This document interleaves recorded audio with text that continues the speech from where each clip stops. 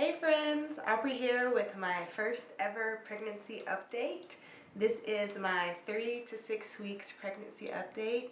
I have a range going here because I'm not exactly sure how many weeks along I am just yet. I have a doctor's appointment coming up in 2 weeks and they will be able to tell me at that point, of course, how far along I am.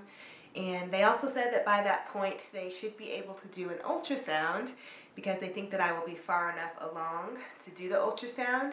I was going to schedule the doctor's appointment a week before the scheduled date that I decided on, but they said that they may not be able to do an ultrasound because I wouldn't be far enough along at that point, so I just went ahead and pushed it back a week. But anyway, let's go ahead and get started. I'm just going to go over like 3 or 4 main things while I do this video. I'm going to start out with some of the symptoms that I've been having, and then go into some of the things that I've been doing to help the symptoms that I have, and then just talk about planning and things that Matt and I are thinking about as we move forward with the pregnancy. So let's talk about the juicy stuff first, some of the symptoms that I've been having. So I have my notes here. If you see me looking down, it's because I made a little list here so that I wouldn't forget anything. Let me start with one of the first symptoms that I have had, one of the strongest symptoms I've had. That has been my sense of smell has gotten very, very strong. I smell everything from the good stuff to the bad stuff and stuff that I have never smelled before. And I'm wondering to myself, has this always smelled this way and I'm just now noticing it now? So that's one of the biggest changes, or one of the biggest symptoms that I've been having. Another symptom that I'm having every now and then, but it's not that bad, is I will get nauseous a little bit. Just a queasiness in my stomach. And I've actually been doing some things that I think have improved the nausea that I've been getting. Fortunately, I haven't been vomiting. That hasn't happened, and I'm really happy about that.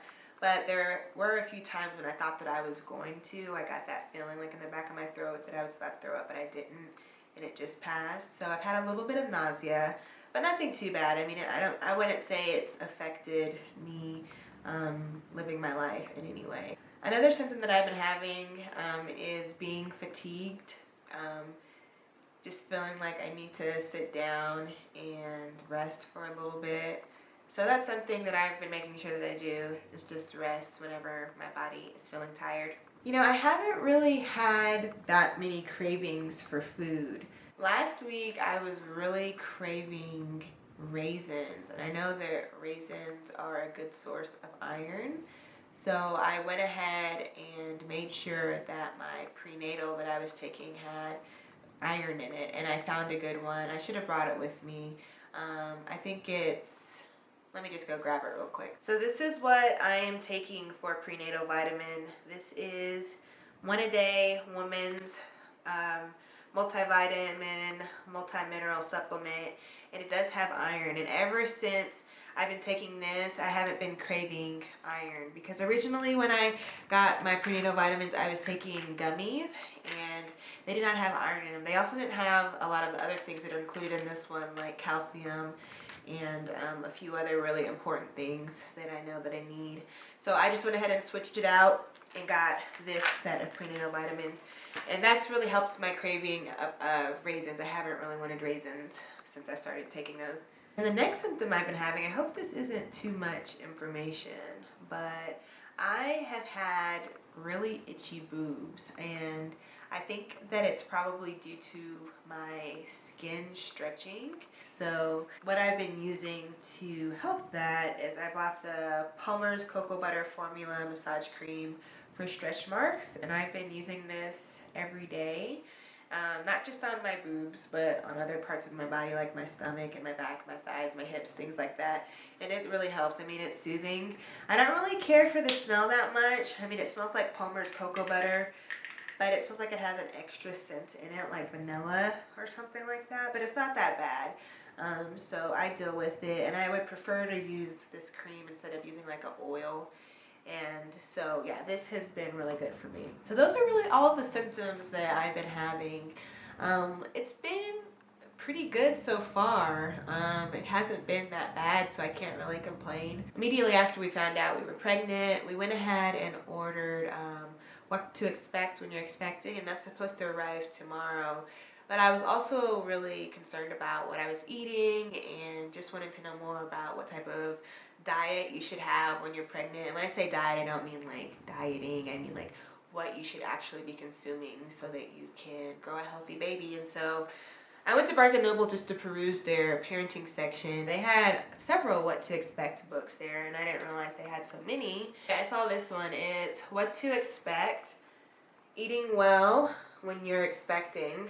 And this book has been so helpful. It is very easy to read, and I haven't gotten very far through it, but I'm on page 57 right now. And, I told you that I was having some fatigue, and this book, just within the first few pages, really broke down like why fatigue happens and what you can do to combat the fatigue. And what she said was that instead of eating, 3 large meals or 3 regular meals a day, like maybe you did before you were pregnant, which is what I was doing, you should eat 6 small meals throughout the day to keep your energy levels up. And so that's what I've been doing, and I've been varying the foods that I eat, making sure that I'm getting enough nutrition, really focusing on those foods that have the good vitamins and minerals for me. And oh my goodness, my fatigue has really improved since then. I still get a little tired, especially by like kind of the second half of the day, around maybe like 4 or 5. I'm really tired and just want to sit down. But this book has been really helpful, and I'm looking forward to reading the rest of it. If you know someone that's pregnant or you're pregnant yourself and they're concerned about what they should be eating, this is a good book. And it doesn't just have information about like the foods you should and should not eat. I mean, like I said, it explains why you might be having some of the symptoms you might be having, like fatigue or gas or constipation or heartburn, and what you can do. What are some of the foods you can do to combat that? What are some of the vitamins and minerals that might help you with that?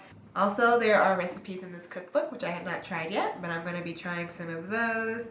There's also a section about weight gain, what's considered healthy based on your starting weight before you were pregnant. And so that's been really good. And so far, this has been an excellent book. I mean, I really want to recommend this to everybody I know. But it'll have to wait because you all don't know yet. My parents don't know. My sister doesn't know. My best friend doesn't know. But that's something that I am so excited about doing. I'm so excited about telling everyone. I cannot wait. And I've been doing a little research about how I can tell my parents. I want to do something creative, and I don't want to just call them and tell them. And it's a little bit hard because they live in Tennessee. So I went on Google and did a few searches, and there was one idea. A couple said that they recorded the heartbeat of their baby whenever they went to the doctors, and they ended up making a video of the heartbeat. I think they put the heartbeat to music or something like that. And when they were calling their parents to tell them, they did call them, they sent the email just as they were calling the parents and told the parents that they had a really cool song that they wanted them to listen to. And when the parents listened to the song, it obviously said, we're having a baby, you're going to be grandparents. So I think I might do something like that. I really like that idea. And it's a creative way to tell my parents over the phone without, or maybe it won't even be over the phone. Maybe I can do like Skype or something with them so that I can see their reaction, because that's the main thing. I really want to see how they respond to it. And, that's it. Hey, Matt, is there anything you want to come say?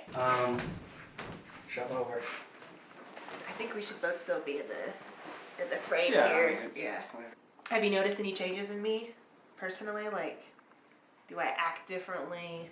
Anything like that? All right, we're back. The camera shut off, so if lighting looks different, it's probably because an hour has gone by. I think not too much has changed. I've noticed you tend to need a little bit more rest. Not necessarily sleep, but just, taking it easy. Other than that, you've been in good spirits and in a good mood, and not too much else has changed. You guys, I totally forgot to show you on my stomach. I'm not used to doing these pregnancy updates. Let me do that right now. So, this is it from the side. This is from the front. And the other side. It's the reeds coming to you from the past. with pregnancy updates. See you later. See ya.